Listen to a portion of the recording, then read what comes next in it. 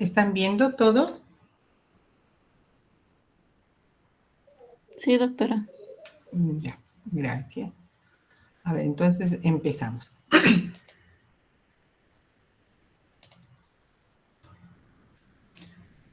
Antes de hablar de la uvea, de los problemas o la patología uveal, vamos a recordar lo que es el tracto uveal.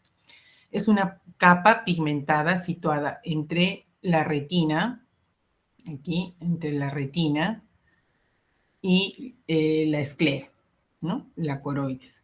¿Por qué está constituido? Por el iris, el cuerpo ciliar y la coroides. Eso forma la uvea. ¿Por qué se dice uvea? Porque los anatomistas encontraron, este es un ojo de cadáver, encontraron que la uvea era del color más o menos de una uva. Entonces, por eso le pusieron uvea. Vamos a hablar de lo que es la uveitis. Es la inflamación del tracto uveal, ¿no? Ahí habíamos dicho que la uvea está constituida por el iris, el cuerpo ciliar y la coroides. Entonces, la inflamación de cualquiera de estas estructuras se va a llamar uveitis. A veces puede haber una panuveitis, ¿no? Cuando se inflaman las tres partes de la uvea, ¿no? El iris, el cuerpo ciliar y la coroides. Esta inflamación puede responder a cualquier tipo de inflamación ocular con acúmulo de linfocitos. Miren estos linfocitos que se pegan en la córnea, en el endotelio, y son blancas cuando ya es un proceso antiguo, y tienen un pigmento oscuro cuando es reciente, cuando la inflamación es reciente. Estos se llaman granulomas, se llaman así. Por eso en las enfermedades granulomatosas vamos a ver este tipo de pigmento retroquerático, que se llama engrasa de carnero, ¿no? Entonces, si, por ejemplo, solamente hay una uveitis anterior y hay la inflamación del iris, se llamará iritis. Si es que está inflamado el cuerpo ciliar, una planitis, ¿no? Y si está inflamado la coroides, una coroiditis. Vamos a ver. En cuanto a los datos epidemiológicos, mayormente es un proceso autoinmune. Entonces, ojo con este tipo de pacientes porque también podría tener otro problema autoinmune, ¿no? Es más frecuente entre personas de 20 y 44 años, 10 a 35% de las causas de ceguera y baja visión. Imagínense, si no se trata bien una uveitis, miren cómo se inflama, entonces este paciente no va a ver, ¿no? No va a ver. Si es que ha tenido una uveitis anterior, solamente anterior, este proceso inflamatorio, las sinequias en 360 grados y el cristalino, no va a poder permitir el paso de la luz, entonces el paciente no va a ver. Observen aquí cómo está. En el 40% de pacientes con uveitis existe una enfermedad subyacente, ya sea un problema reumatológico y o infeccioso. Clasificación de las uveitis. Se clasifica primero una uveitis anterior, cuando el problema inflamatorio está en el iris. Entonces lo vamos a ver a nivel de cámara anterior, ¿no? La inflamación, el pigmento y todo eso va a ser solamente. Si está solamente en la cámara anterior, entonces es una uveitis anterior. Si es que la uveitis es intermedia, es cuando a nivel de procesos ciliares o cuerpo ciliar está la inflamación, se llama una uveitis intermedia. Y cuando la uveitis es posterior, es porque la coroides, que está en la parte posterior, se ha inflamado. Entonces, una coroiditis. La uveitis anterior, por ejemplo, En la ciclitis heterocrómica de Fuchs, ustedes pueden observar aquí cómo cambia de color el ojo, el iris, en realidad. Ahora parece un ojo así medio verdoso. ¿Por qué? Porque el pigmento que se ha liberado durante la inflamación se ha ido a diferentes partes. Miren aquí, este pigmento está detrás del iris, está delante, está en la parte posterior de la córnea, ¿no? Se ha liberado todo ese pigmento. Entonces, en muchas personas es tanta la inflamación que empiezan a perder el pigmento y se cambia de color, como en la iritis heterocrómica de Fuchs. Luego, una uveitis intermedia, por ejemplo, en la pars planitis. Esta imagen que ustedes ven acá se llama snowbank o bancos de nieve, ¿no? Esas imágenes blanquecinas. ¿Cuándo se ve esto? Cuando hacemos un fondo de ojo, dilatamos bien la pupila y podemos ver en la periferia este tipo de lesiones, ¿no? Entonces, ahí decimos, es una pars planitis. Y acá, si ven, la retina no se observa como en esta parte, o sea, quiere decir que el vitrio también está inflamado, ¿no? En este caso, donde, bueno, una uveitis posterior, en este caso se llama una epitelopatía placoide multifocal aguda. Miren cómo, como a manera de placas, está el proceso inflamatorio a nivel de la coroides, ¿no? Debajo de la retina. Ustedes ven acá la retina, en la retina están los vasos y en la coroides está debajo. Entonces, este es el proceso como es que se ve a un fondo de ojo. Y existe otra uveitis difusa que se llama el síndrome de Boko-Yanai-Arada. Es característico porque este paciente tiene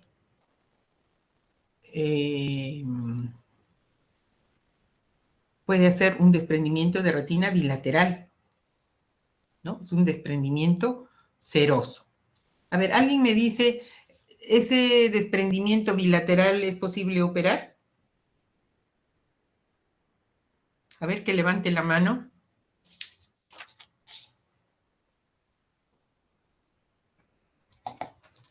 O yo pregunto. A ver si están atentos.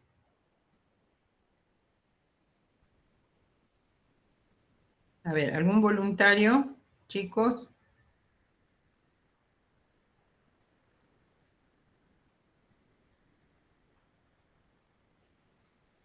A ver,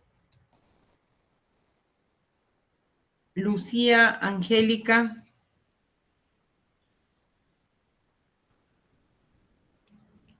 Lucía. No está. Ya, Lucía Angélica no está.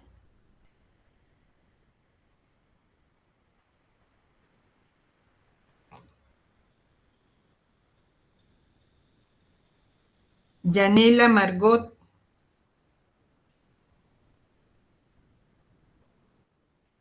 Yanela, a ver.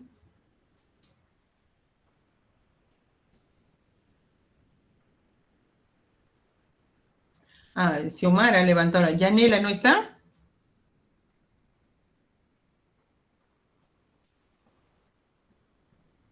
Si no contestan es que no están, ¿eh? Xiomara, a ver, dime.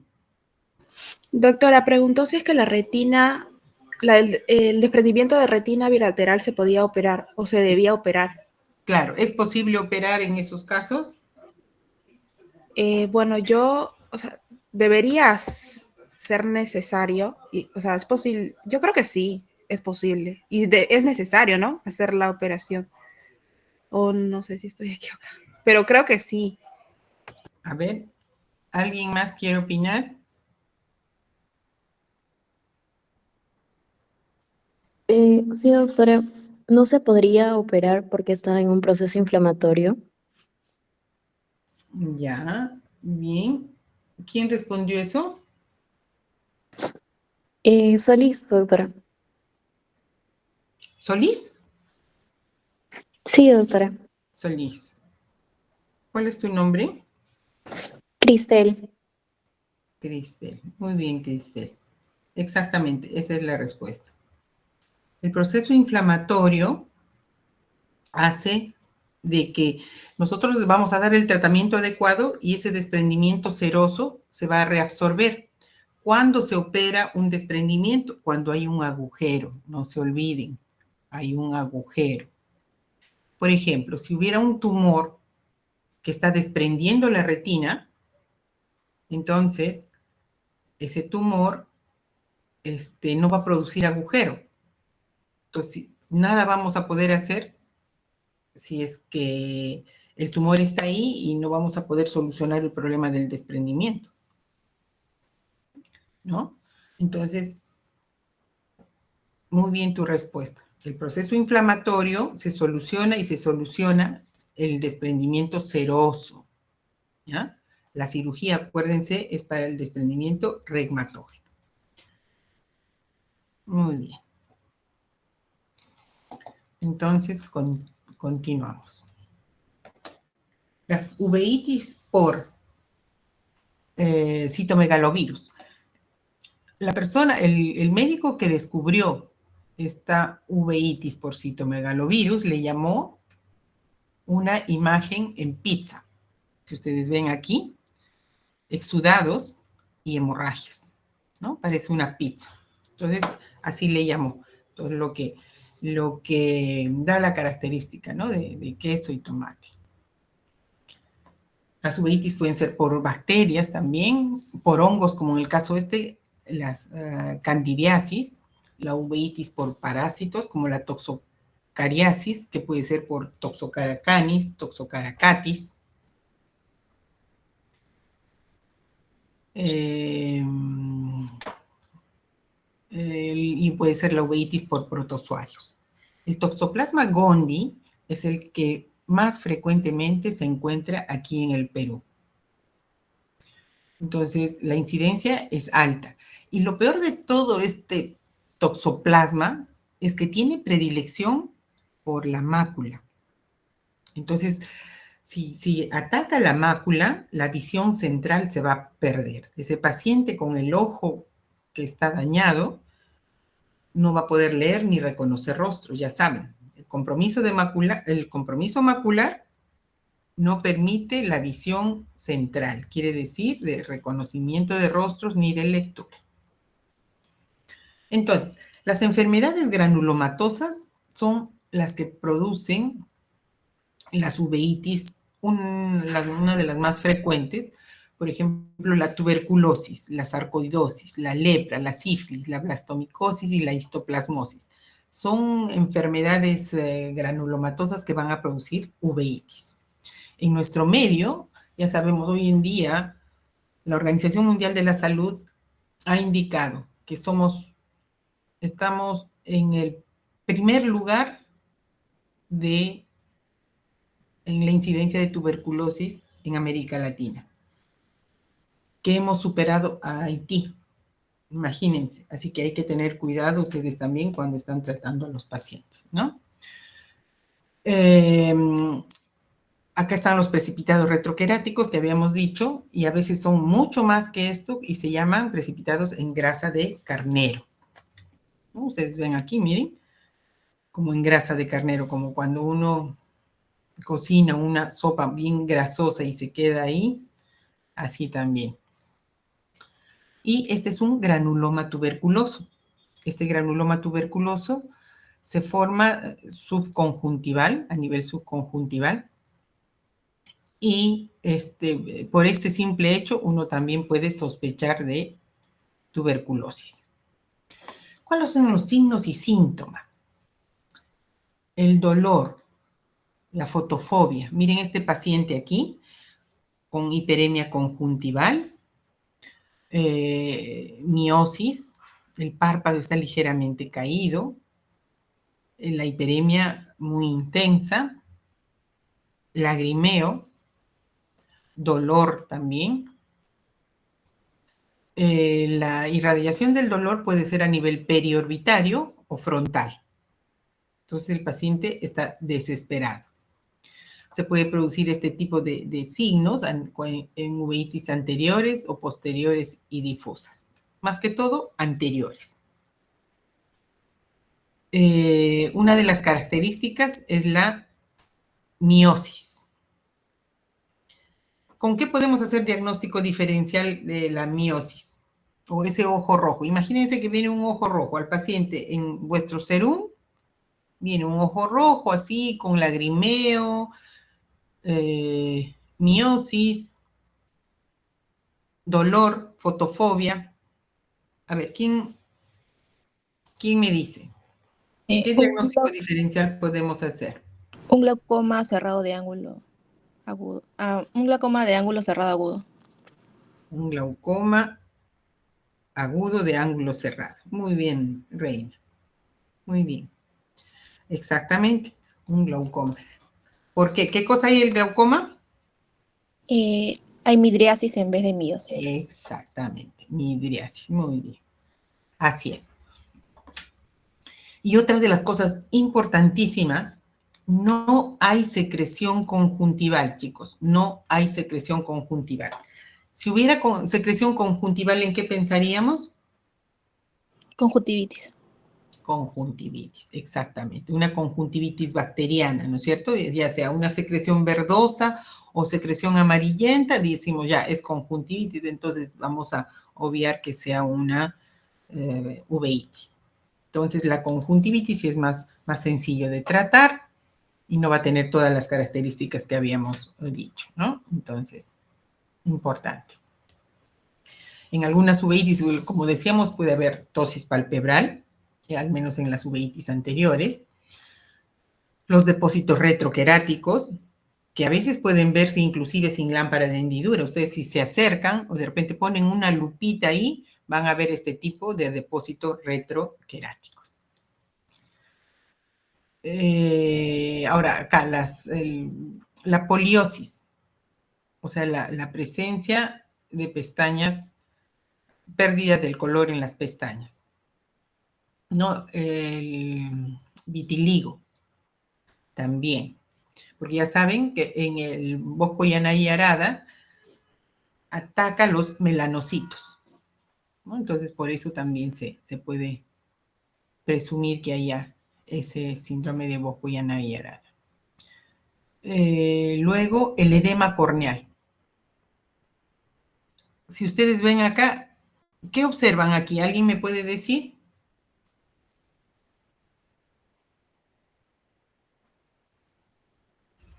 ¿Quemosis, doctora?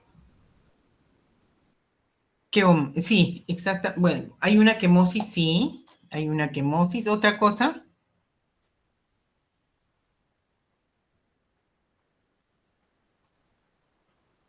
¿Qué otra característica les llama la atención? Tienen que ser observadores porque eso es lo que van a ver en el pacientito cuando ustedes les llegue a su consultorio.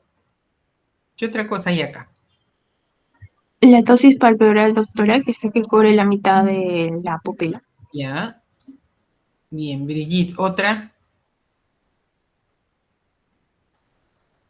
Otra que es más característica aún. Aquí. Miren acá el hipopio, ¿no? Este hipopion es característico en las uveitis, ¿no? Entonces hay que actuar inmediatamente. ¿Y qué más acá? ¿Cómo está la córnea acá? ¿Cómo la ven?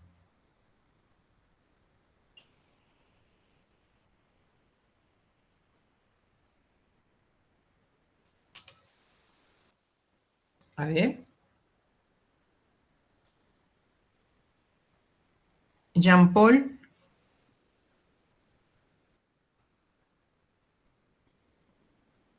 Jean-Paul. Espérate, Helen. Jean-Paul.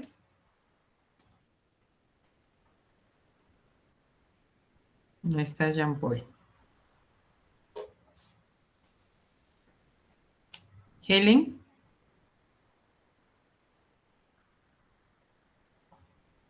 Helen.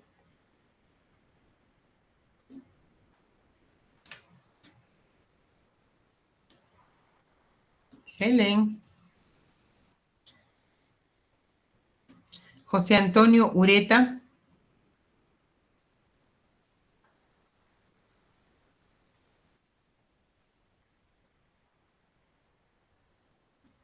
¿Me escucha, doctora?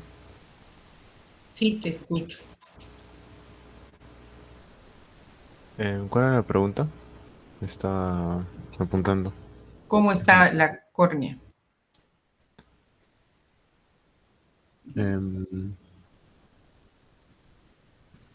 Tiene edema. Muy bien. Edema. Está hiperémica. ¿Qué más?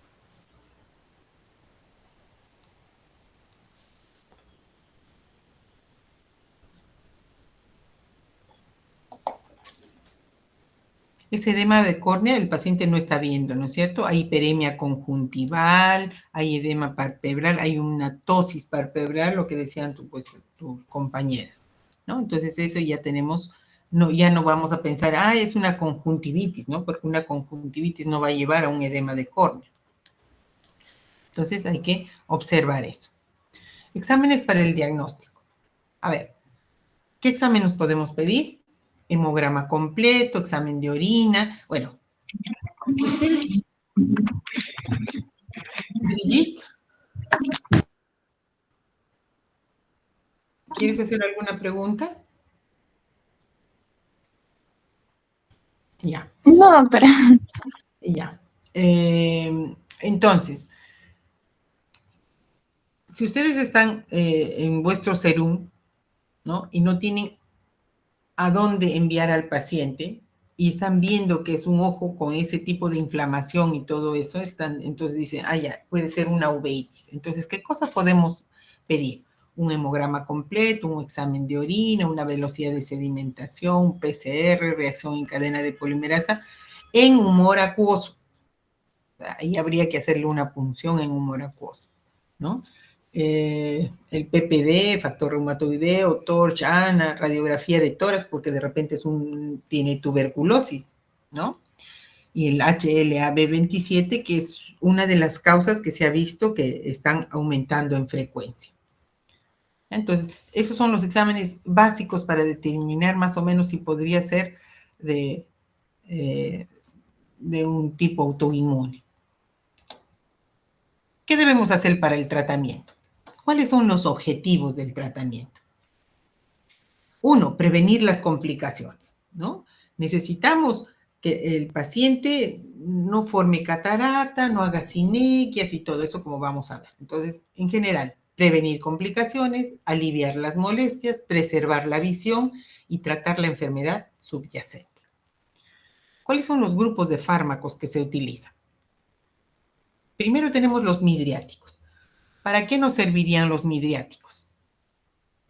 Cuando nosotros tenemos un paciente con uveitis, hemos dicho que tiene miosis, ¿no es cierto? Esa miosis se va a producir y como va a liberar pigmento el iris, se va a quedar pegado. Se va a quedar pegado el iris al cristalino. Entonces, si desde un inicio nosotros le damos un midriático, esa pupila, le ponemos el midriático y la aumentamos bueno, hacemos que crezca, ¿no? Provocamos midriasis. Y después va pasando las horas, se cierra, ponemos otra vez la gota, se abre, después de 8 horas se cierra y se abre. Entonces, ese juego hace que el iris no se pegue al cristalino, ¿no? No se pegue. Entonces, con eso vamos a evitar de que se cierre la pupila y se quede pegada. Entonces, eso es fundamentalmente para el midriático. Además del midriático, especialmente la atropina, relaja la musculatura lisa del ojo y va a provocar menos dolor. Luego tenemos los antiinflamatorios. Los antiinflamatorios, que pueden ser, los corticoides son los mejores, ya sean locales o sistémicos. En cuanto a los corticoides, en implante tenemos el Ozurdex, que es un elemento que se pone dentro del ojo. Miren aquí, cómo se va desde el tamaño más o menos 1,5 milímetros o 2, y se implanta dentro del ojo. De manera que tiene una liberación prolongada. Pero como todos saben, el corticoide puede provocar efectos adversos. Y dentro del ojo, ¿alguien sabe qué puede provocar? Chicos.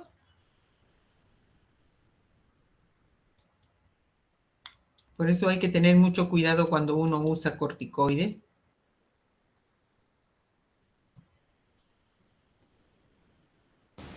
Quizás el aumento de la presión intraocular. Exactamente, muy bien, Reina. Aumento de la presión intraocular. Entonces, pero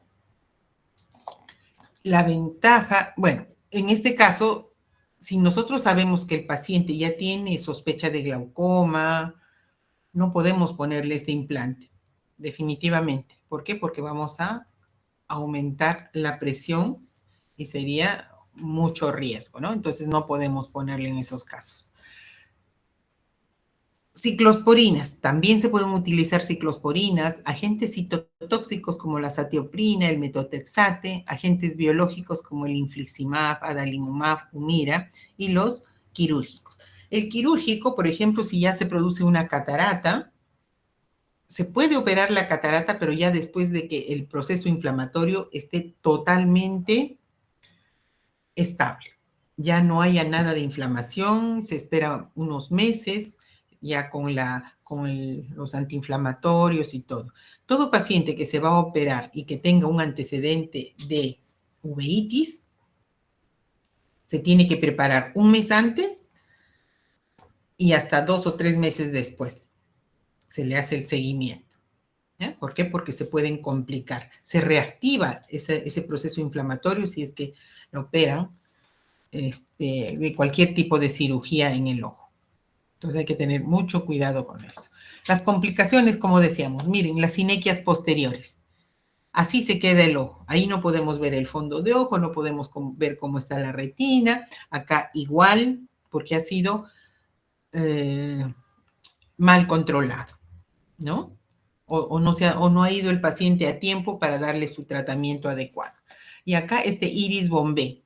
¿Por qué es iris bombé? Acá podemos ver un lente intraocular y donde la pupila se ha pegado, en el borde de la pupila se ha pegado al lente, entonces de manera que el humor acuoso está por debajo, pero provocando como un tomate, ¿no? Si ustedes ven acá. Y a eso se llama iris bombé.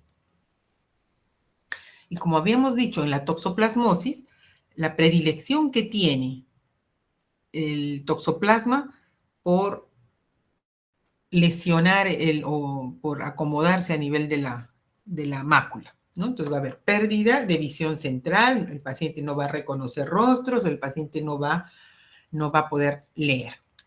Dentro de las otras pueden ser las cataratas, que acá vemos, cataratas también, y bueno, la cicatriz macular. Ahora vamos a hablar de tumores de la uvea. Dentro de los tumores de la uvea tenemos los melanocíticos y los vasculares. Los melanocíticos, que puede ser el nevus de iris y nevus coroideo, que no son malignos, y el melanoma de iris, melanoma de cuerpo ciliar y melanoma de coroides, que son los malignos, ¿no? Benignos y malignos. Y los tumores vasculares como el hemangioma coroideo. Vamos a verlos. El nevus del iris. Los nevus del iris son tumores benignos, comunes, que ustedes lo pueden ver a simple vista en una persona, en un familiar que está cerca, uno puede observar generalmente en iris, sobre iris claros, ¿no? Son planitos, son agregaciones de melanocitos que pueden estar toda la vida y no crecer absolutamente nada, ¿no? Acá también hay uno único, unitario, es benigno. El nevus de coroides, miren aquí, esta imagen oscura. La característica de esto que es casi plano, no es elevado, tiene un espesor de más o menos hasta 2 milímetros puede tener, y si uno lo controla cada 2 o 3 meses y no crece, pues bien, eso va a quedar así por toda la vida. Pero si es maligno, esto va a empezar a crecer. Entonces uno tiene que delimitar más o menos, es decir, ya, a nivel de la arcada temporal inferior, a este nivel está, y uno lo puede dibujar en la historia y observar el crecimiento. Y el melanoma de iris, y que ya son estos los malignos. El melanoma de iris, por ejemplo, tiene 10% de los melanomas de uvea son de iris, 10%. No es mucho, pero miren cómo este tumor, que probablemente haya sido pequeñito, ha ido creciendo. Es más elevado. Luego podemos decir que se produce entre los 50 y 60 años, se puede encontrar este tumor. Puede ser amelanótico, por ejemplo, en este caso, miren, amelanótico, ¿no? No tiene pigmento, pero sí ahí está el tumor.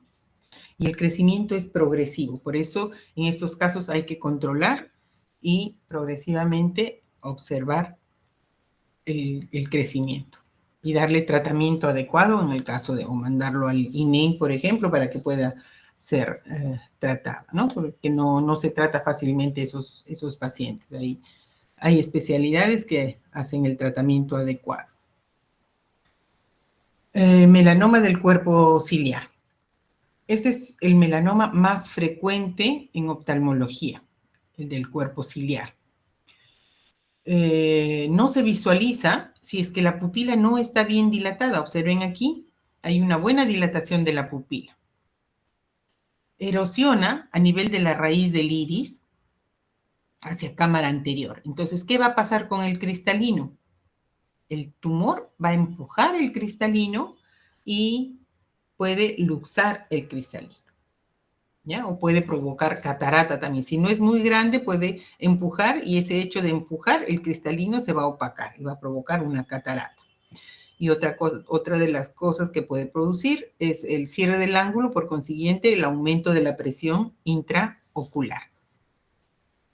En cuanto al melanoma de coroides, que es más frecuente en pacientes adultos, tiene propensión a metástasis, ¿no? ¿Por qué? Porque la coroides es sumamente vascularizado, si ya saben. Entonces, eso es lo que va a provocar que vaya a hacer una metástasis posterior. Acá puede provocar un desprendimiento reumatógeno secundario, o bueno, un desprendimiento de retina no reumatógeno. Miren aquí, alrededor de esta tumoración está el desprendimiento, ¿no? Desprendimiento. Inclusive, este paciente, si ustedes observan la mácula, ¿cómo está esa mácula? ¿Cuánto creen que puede estar viendo ese paciente con ese semejante tumor? ¿Alguien me puede decir?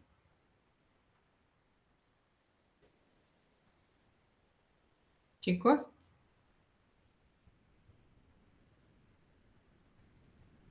Casi nada, doctora, porque sé que cubre toda la mácula. Pero la mácula está acá. A ver. Entonces le puedo hacer quizás algún tipo de sombra periférica, algo así, porque aún todavía no la compromete.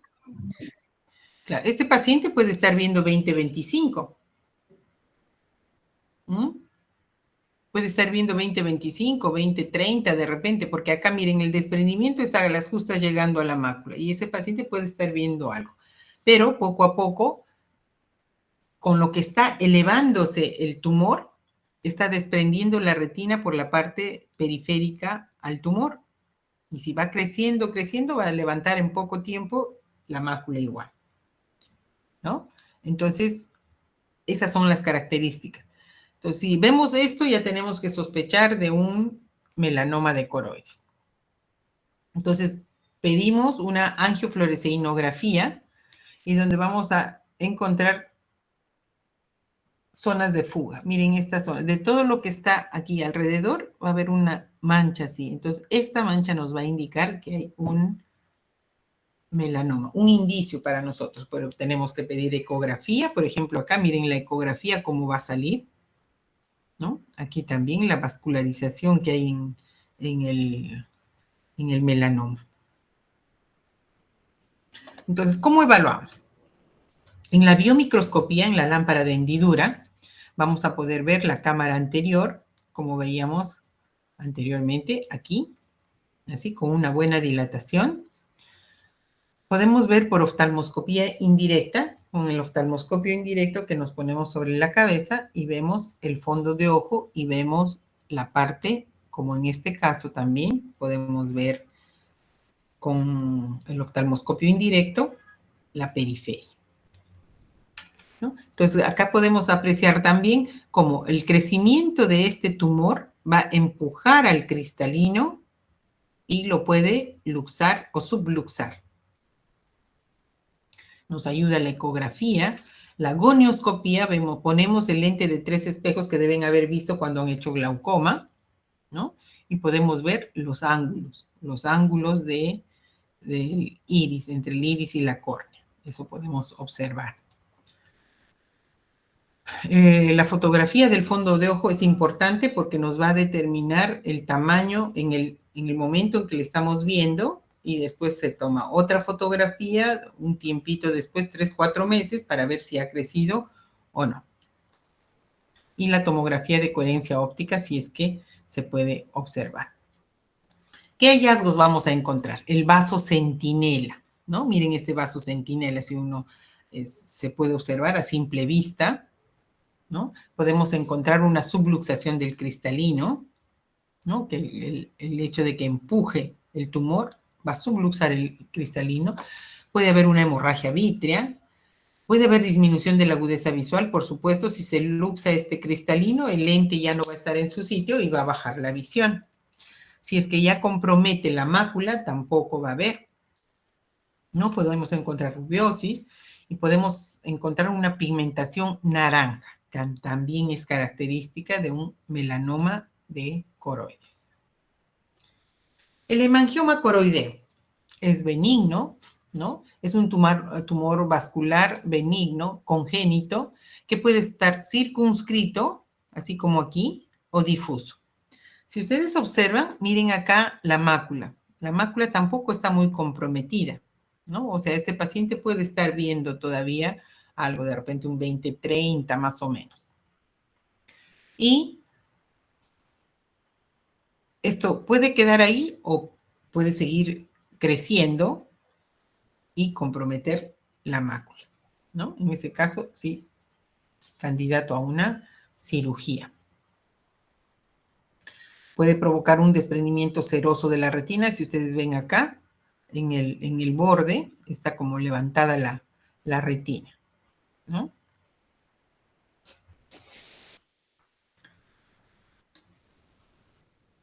Y cuando hay metástasis coroidea, en la angiofluoresceínografía podemos ver esta imagen.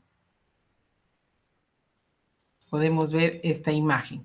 Miren cómo la fluoresceína que se utiliza en la angiofluoresceínografía, en la que se le pone en la vena al paciente, va a darnos esta imagen.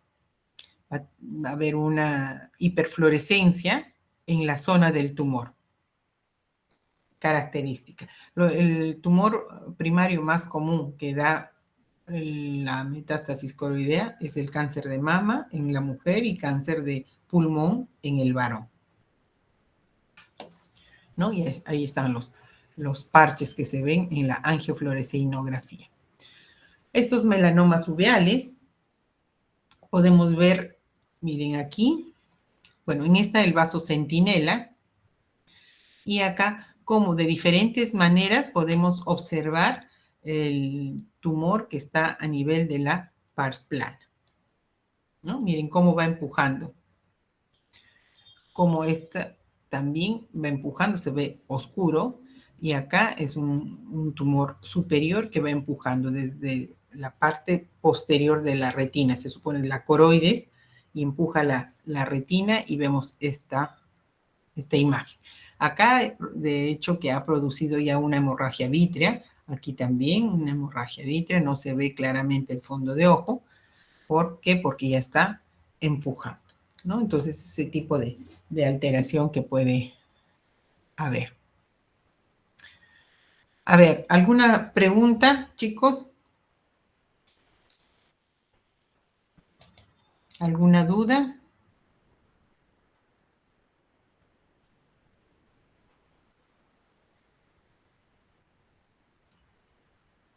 ¿Nadie?